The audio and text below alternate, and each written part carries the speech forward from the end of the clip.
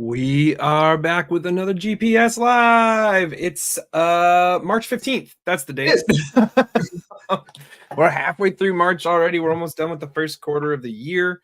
That's insane. I feel like it was just a couple days ago that we were ringing it in. But we're here with another GPS Live for the week of March 15th. We are going to be covering some great news stories that we found. I'm Tristan Morris. And I'm Jonathan Singer. And we are going to we're going to run down some of the interesting things that we found this week. But before we do that, we do need to go ahead and say, first and foremost, thank you so much for joining us, giving us some of your time here on a Friday. Maybe you're having lunch, maybe you're prepping to go out to grab lunch. But thank you so much for giving us some time. Let us know where you're at. Join us join into the conversation in the comments. We love seeing you guys' replies to these stories and your thoughts on them and integrating those into the show. And if you're joining us on demand, if you're watching this next week on a Monday or a Tuesday, just trying to catch up on what happened last week, thank you again for that time. And still, let us know. We go check those comments out pretty regularly and try to see if anyone's got any thoughts on what we could cover the next week, anything like that. So let us know. Jonathan, how are you doing? You know, I'm quite well. It's been a long week. For those of our viewers that may have heard of HIMSS or HIMSS, it's a healthcare conference. It took place over in Orlando, Florida. I was out there attending this week. So cheers to everybody in the healthcare sector. Hopefully you're taking care of everybody because it's a tough industry right now. And then also just some local conferences. So running around, how about that? Everywhere, having a good time. But Tristan, how are you, man? I'm doing pretty well. A little tired because we had some early meetings today, and that requires someone who's on the West Coast. That requires me to be up there, 6 a.m. To jump on those, which is a real early time to get work brain going. But we're persevering. And we have some great things to talk about this week. But before we jump into those, what we do want to say is that the views and opinions that Jonathan and I express are our own. They don't necessarily reflect the official views of GuidePoint Security. We're just two guys chatting about the stories that we found and cybersecurity and what we think about them. If you want GuidePoint's official views on things, then you can reach out to your local representative for GuidePoint and chat with them about things that are happening in your organization and how these stories might affect you. But we've got some interesting ones, some that kind of are the strange, like tangential to organizational cybersecurity stories, starting with this first one. And I'd like to say thank you to Jonathan for sourcing these stories this week. He did a great job looking for those while I was busy with all those meetings and taking care of things. But Jonathan, this story is kind of unique because of the sequence of events that occurred. So what's happening here? Well, first and foremost, we do want to make sure that it's known that it's not that necessarily Roku itself was breached. So this is a bit of a different conversation.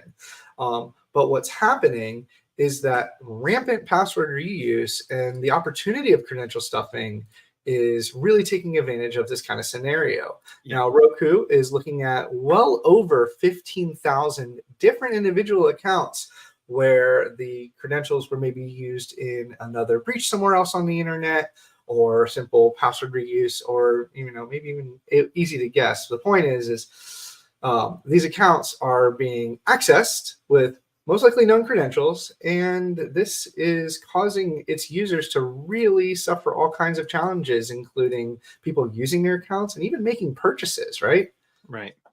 Yeah. So what's happening here is that Roku, like you said, itself was not breached, but because Roku as a platform service that you can utilize to buy other subscription services and buy other hardware, these accounts are being accessed through, like you said, credential stuffing techniques to go directly through the Roku website, reuse passwords and login information that's been floating around out on the web already, to find any accounts. And then once they find one that has credit card information associated with it, those accounts are then being resold for pennies to folks to say, hey, this one already has credit card information associated with it. It's linked to Shopify. You can check out through Roku to get access to streaming services, to get access to hardware, things like LED light, the kind of mood lighting and stuff that you would see that would be associated with like streaming setups and entertainment. All of that being purchased, and some of these even being sold with instructions on how to utilize the account to do that. Now, the thing about this is that, like you said, it is not Roku itself that has been hacked. It is the fact that, like, there's bad password security, there's bad account security being practiced by users, and that is being utilized by folks with these application testing tools and custom config files to just credential stuff on the Roku site. But where I think this starts to become interesting is I've been in many corporate offices, right, that have TVs up around the office to pull things in like the news and things like that, and that'll just kind of be playing in the background while the TV is not being utilized for things like meetings. But a lot of those are smart devices. They are, and Roku is, I think, one of the number one platforms that's built into TVs. And when Roku is built in as the OS level at the TV, you're looking at things like even just being able to watch local broadcast channels goes through the Roku services to gain access there. So there are plenty of organizations out there that have paid Roku accounts as well, so that they can get access to more of those applications and services through that. And so if you're not practicing that kind of good account security and credential security, right, now your organization's credit card is floating around out there. It's probably going to be a lot harder to find rogue purchases on that when it's got thousands of dollars in transactions going across it every week, as opposed to a personal card that someone might have where they're monitoring it very closely. Yeah, no, I want people to understand, you have to picture the framework here, that Roku is less of just like maybe a software on a piece of TV or a streaming stick that you're used to plugging into the HDMI.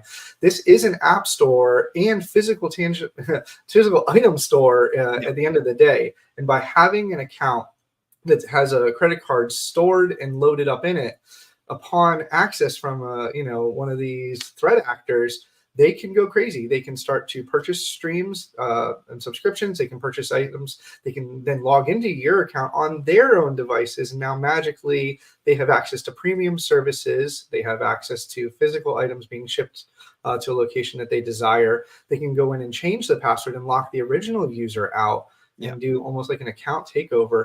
And all this is being done. It's been discovered they're using, open source tools, things where you can load in all of those stolen credentials from other places on the internet and blast away at services like Roku. And this isn't just happening to Roku. We're seeing tools like this used against stuff like Netflix, Steam, even food platforms like Chick-fil-A, for instance, where they're being targeted in these credential stuffing attacks simply to see if users are reusing their passwords in other places on the internet and how far they can go once access is made. Now, in my opinion here, there seems to be something missing, which is that multi-factor authentication that would often stop a lot of this stuff, not necessarily bulletproof, right, but by simply putting an extra factor here, just because you have somebody's credentials doesn't mean you magically have access to their account, their data, and the purchases and functions you can kind of run from there. Exactly. Yeah, that is the thing that is being called out in a lot of the articles that I see about this, is that to Roku's benefit, they have said that they've already done an investigation and they found the accounts that have been accessed this way or breached and may have had their credentials changed and their credit card information or their purchase information utilized. They've already actively pushed password resets for those accounts and are returning them to the owners and are apparently refunding those credit card purchases. So that is really great to see on their part. But the fact that there is no way to add another layer of authentication and security onto these accounts is kind of troublesome. But if you are a potential customer who could have been impacted by this, they are pushing people to my.roku.com to do a manual password reset and start that process on their own if you want to try and get ahead of things. Now, of course, if you have been impacted by this, that email address has already been changed probably long ago. if your account's already been bought. So you may not be able to do that. So you have to go through their kind of their own customer service portal to do this. Also a thing that is interesting on this is that Roku sent out the data breach notice. I believe it was on March 8th. Was when they sent their data breach notice out to customers. But a source did tell Bleeping Computer, which is where we're getting this article from, that this has apparently been ongoing for months. These kinds of attacks have been happening, or this kind of breach has been occurring to gain access to these accounts and sell them. This is apparently a months-long problem that has been going on. And likely the way that it was detected was either a critical volume of people saying, oh, hey, I'm having trouble accessing my account, and then realizing that, or these actual listings were found. Like they have an example in here of, someone who has 439 of these accounts being sold for 50 cents each on a dark website. So this has been going on for a long time. It's not something that just happened. So if you do have a Roku account, especially if you're using Roku internally for your organization for any purpose, definitely go check to see if you may have been impacted. But speaking of credentials floating around where they shouldn't be and being reused, that leads us to our next story. Specifically, this story covers GitHub and a new report that was released recently. So a group called GitGuardian has launched a project or has launched a report that covers the results of a project that they've been running for a while, where they have been combing through GitHub and finding repositories that have company secrets stored in them and are publicly accessible. So the ability to go in and just find, a company's secrets, their passwords, API keys, things like that, in these repositories. And they've released a pretty crazy report detailing all of the things that they found. But most specifically, the big takeaway is that they found 12.8 million secrets in more than 3 million public repositories in 2023. Yeah, it's absolutely staggering, the number of credentials, keys, things that are still making their way out of these organizations. When it comes to development teams, this has been a long-going issue. We've talked about it before on the show, and we're going to continue to talk about it and remind people to make sure they understand what they're pushing in their commits, right? And also, just to clear it up, you shouldn't be pushing anything crazy, even in private. They should have a key store, but not here nor there. The idea is, when we're breaking down this 12 million here, just to put some more specific detail on it, like you said, passwords. So hard-coded passwords, we've seen this stuff in the past. API keys, so keys used to access different types of services. But more than that too, what about private keys for certificates, encryption keys, cloud credentials, right, for different services, because sometimes those are a little bit different. OAuth tokens, right? So tokens are also kind of that session holder. And really, this also includes stuff that could be considered company secrets, anything that could negatively affect a business in some way or another. And it's really staggering too, because we were talking a little bit before the show in our show notes, but this report doesn't just highlight necessarily how big of a problem this is becoming, but right. Also the fact that people are not just unaware, but don't seem to be interested in necessarily fixing everything.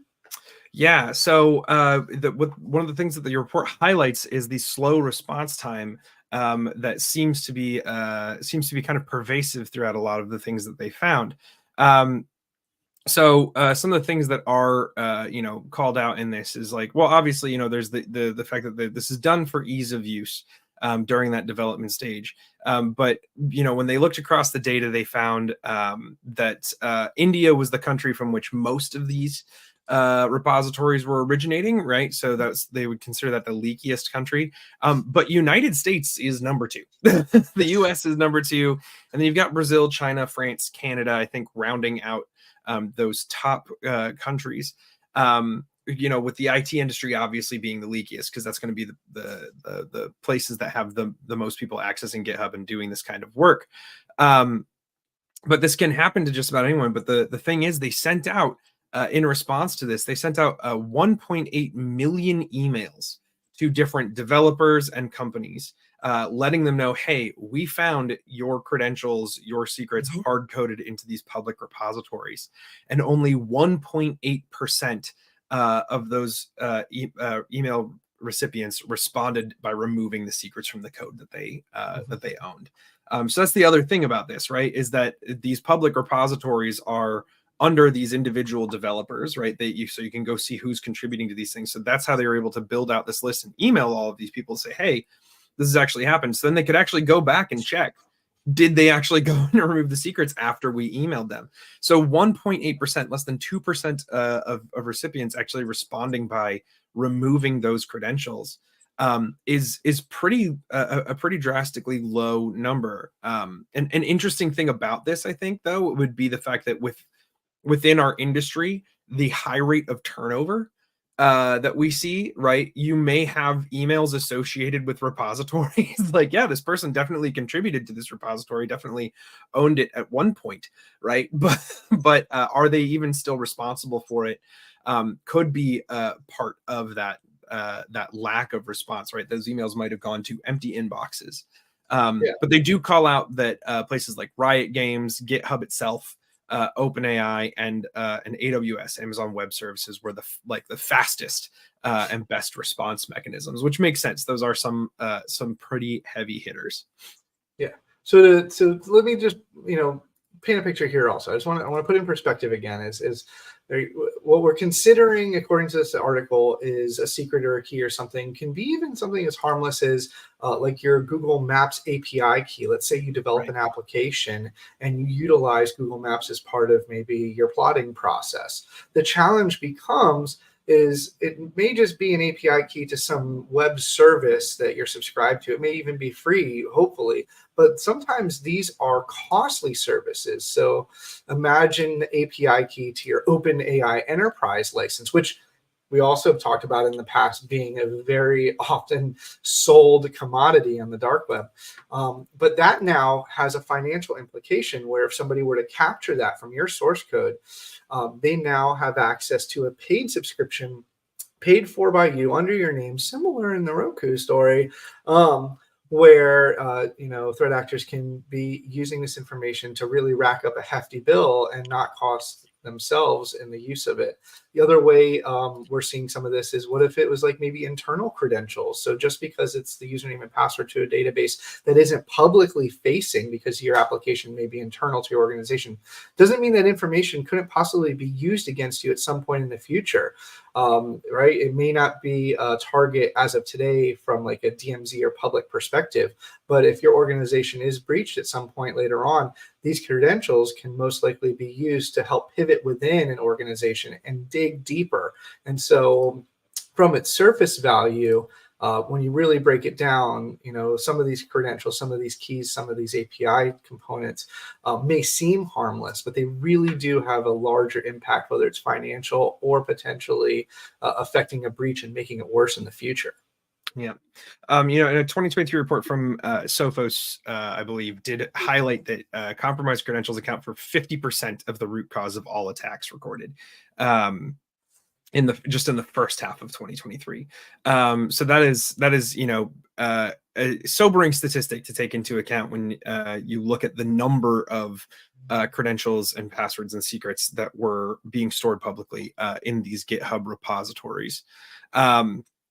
So, like we're saying here, it doesn't matter what necessarily is there. If it is a private resource for your company and it is being stored publicly, that can be utilized against you later once someone figures out what they're doing with that or how to gain access to that, especially in recent times, as we have seen so many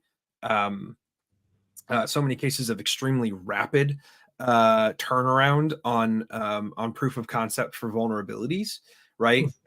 The strategy of combing through something like GitHub just to find any API key and then sticking it in your back pocket in case a vulnerability ever does come around, that you can then leverage that with, right? There's that costs zero for an attacker, a bad actor, to do that. It's a little bit of their time. It's a script that they write, and it comes through these things for them, right? So like definitely this is something to keep an eye on and to go check for yourself to make sure that you're practicing good DevSec, and you're combing through repositories before you publish them to make sure that you've removed every possible use for secrets for your company. Sorry, my brain's starting to shut down a little bit right now for some reason. No, dude, you're doing great. But we do have some good news coming up next. That's something that we've been trying to highlight more frequently.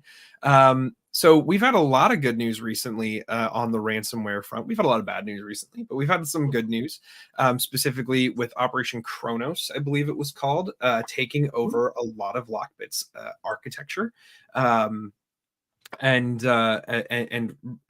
depriving them of their ability to run some types of extortion. And now we have a little bit more good Lockbit news. So what's going on, Jonathan? Yeah, well, more recently, one of Lockbit's affiliates, and we talked about the concept of affiliates and ransomware as a service on a previous show, but somebody associated with what the capabilities of Lockbit are and actually using them to instigate over $100 million in ransoms has not just been arrested, but has seen their day in court over in Canada, looking at a 4-year sentence in prison and almost $1 million in restitution. And so this is one of those great examples where cybercrime does not pay, even if you're not necessarily the developer of the ransomware. The fact that you're involved using it and helping target victims still means you can be held accountable. Right.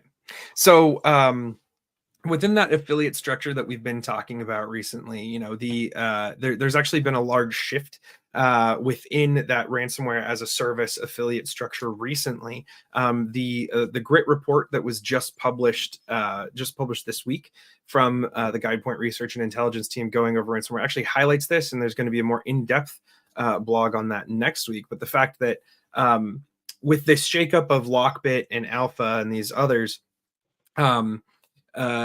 you know, these affiliates are now looking for homes to go to, and so there's been a large push in ransomware as a service groups trying to attract these affiliates in. But really, when you think about it, you know, the namesake ransomware for these groups like Lockbit, that would be the namesake, while they are responsible obviously for the ransomware itself and for collecting payment and things like that and providing that backend infrastructure, the people who are actually doing this targeting and actually doing these attacks and carrying out the brunt of the work falls to these affiliates. And so in this case, the man's name is Mikhail Vasilyev, a Russian Canadian hacker, and he pled guilty to operating as a Lockbit affiliate. And so you know, this trial's been going on for over a year now. I believe almost 2 years, in fact. And so he has been ordered to pay almost $1 million in restitution for his role in these attacks against specifically, you know, Canadian organizations, because this is a Canadian court finding. But this is a great step towards, you know, the types of things that we've been seeing these operations, these large scale operations, be able to accomplish in the last couple years, as it's becoming a much more global problem and a global response from governments around the world to start going after these groups, as we've seen a large uptick in the number of people who are being captured and prosecuted for their roles in these types of cyber crimes. Yeah. You know, and here's the other thing too, is part of this is, right, we saw Operation Kronos targeting the main Lockbit itself and that demise. Now, you know, the individual transmitters of the ransomware are being targeted.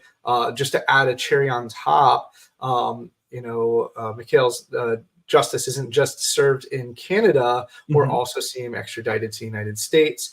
And so this is really kind of putting a face on the seriousness and the nature of what these ransomware organizations are capable of doing, and in turn what law enforcement is going to do in return to them for, you know, targeting so many individual businesses and victims like this over the years.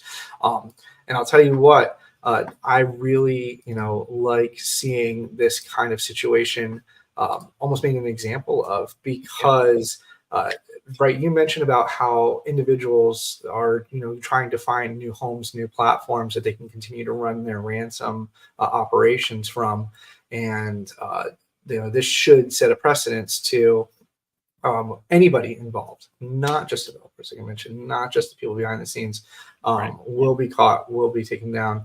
I know this is going to be a continuing, ongoing challenge across the internet, and it keeps people like you and me busy on a day-to-day basis. But I also do look forward to this, great report coming out. I think all of our viewers will really enjoy it too, and we'll definitely have to highlight some of the key findings in it on a future show.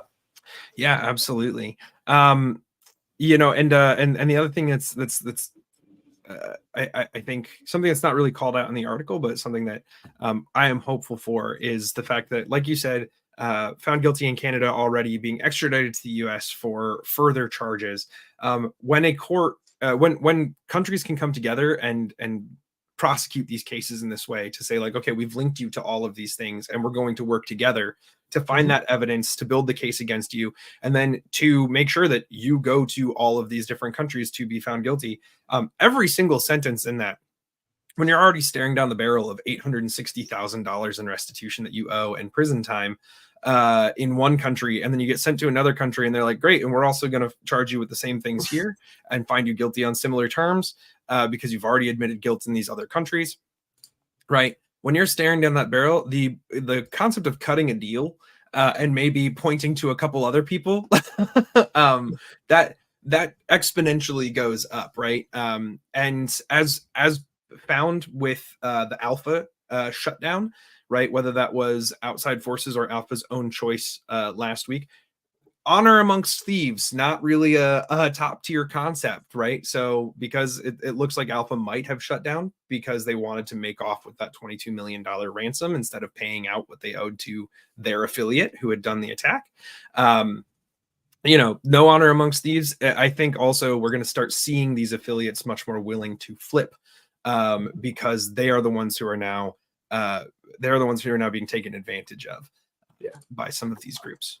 But we do only have a couple minutes left in the show, and we have a double whammy on the good news side. This actually, funny enough, got texted to me this morning, and so I wanted to share it on the show. But the FCC is indeed defining broadband as 4 times the old definition. Now, what am I saying here? Well, back in, 2015, the term broadband really only meant maybe 25 megabits down, 3 megabits. It meant not dial-up is what it meant. Yeah. Better than ISDN for all of you old Unix systems like Tristan. And so we're looking at a new definition. So, about 10 years later, but we're going to bump that up to 100 megabits down and 20 megabits up. This is going to be a lot more modern, a lot more realistic in what reasonable expectations around broadband service are, and not just internet connectivity.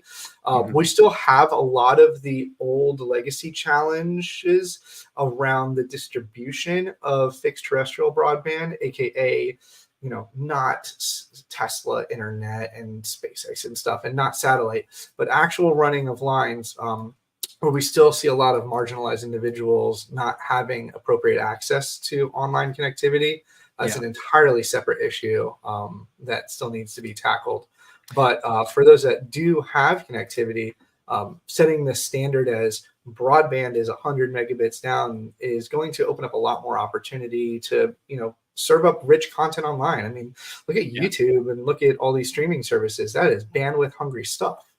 And on top of that, look at what we're doing right now. But on top of that, though, like to address really quickly the fact that what you just brought up, the fact that there is this this kind of like dry zone in the center of like the US and in a lot of places where just getting the lines run is hard enough. This change kind of in knock-on effect, what I think is probably going to happen here is we're actually going to see a lot of build out in those areas. Because a lot of these companies, a lot of these providers were given hundreds of millions of dollars by the government, a long time ago to build this infrastructure out. And there's been a lot of reporting in recent years that they just didn't. They pocketed it. They pocketed it because they were able to, because of that low threshold for what the definition of broadband was. They were able to just kind of push whatever old stuff was there to the maximum limit and say, look, we offer broadband in this area now, even though only 5 people can use it at once or whatever, right? And now by raising that threshold standard and saying, no, you do have to offer 100 megabits per second. You have to be able to do that. And if you want to call it broadband, suddenly a lot of people who were being given the bare minimum of what I would not consider, right, modern connectivity standards, but being told, yep, you've got broadband, and kind of being told, be happy with it, right? That's what you get. They're going to see their service level increase. And so I think what we're going to see is a lot of build out in order to meet this standard, because these companies are going to have to build new infrastructure if they plan to say, we offer broadband here. It's the same thing that happens a lot with cell phone coverage maps, right? Is a company will say, look, we have the largest network possible. And then a company will come through and do their own independent research and be like, well, you have a cell tower in this area, but it's not actually doing any good. Like, it's not actually covering anything. There's no one there. You don't really have network build out there. And that's what I think is what we're going to see with this new change in definition is the bar is going to be raised, right? Rising tide floats all boats. Yeah, I think we're going to see that build out start to come, and hopefully that can also lead to some growth. As you're going to see these areas that historically haven't been able to do things like work for a tech company remotely because they couldn't get a connection fast enough to do remote work, right? Maybe we'll see a little bit less brain drain to these like large centers and more people able to spread out across areas where they previously wouldn't have been able to. There's a lot of knock-on effects that come from this. It's very cool. Absolutely. But that wraps it up. That takes us to the very end of the show. Thank you so much for staying with us this entire time. If you have, in fact, actually, this has been a really good one. I've been watching some of the numbers as they've been crawling in. So thank you so much for watching, folks. Go ahead, and if you have any thoughts on anything that we've said throughout the show, go ahead and let us know. Edward, yes, it is definitely afternoon coffee time, except for me, it's still morning coffee time. I'm going to go on cup number 4 here and see if we can survive. But thank you so much for joining us for GPS Live for the week of March 15th. We will see you next week. We're going to have some more great stories to cover. And until then, I have been and will continue to be Tristan Morris. And I am Jonathan Singer. And we will see you all next time.